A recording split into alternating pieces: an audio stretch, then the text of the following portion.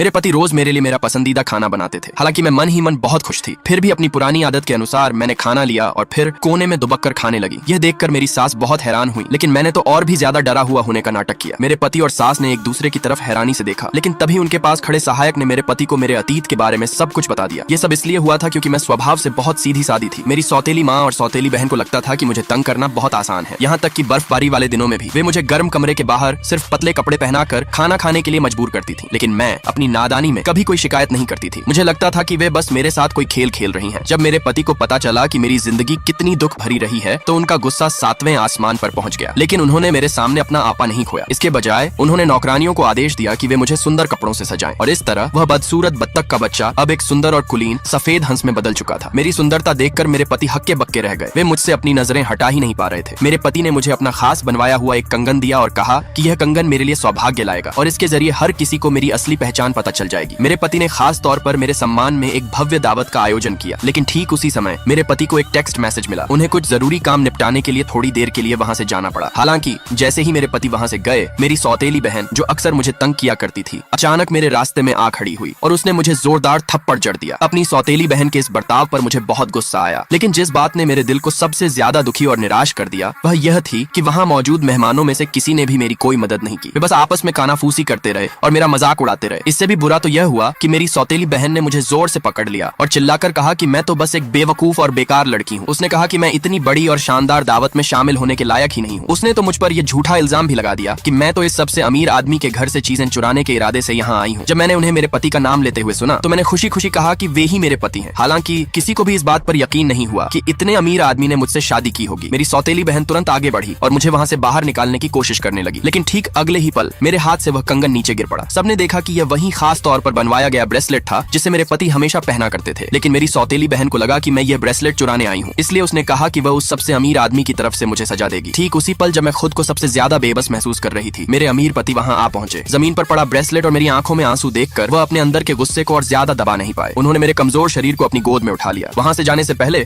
उन्होंने अपने असिस्टेंट को हुक्म दिया कि वह मेरी उस घिनौनी सौतेली बहन को फौरन एक सबक सिखाए।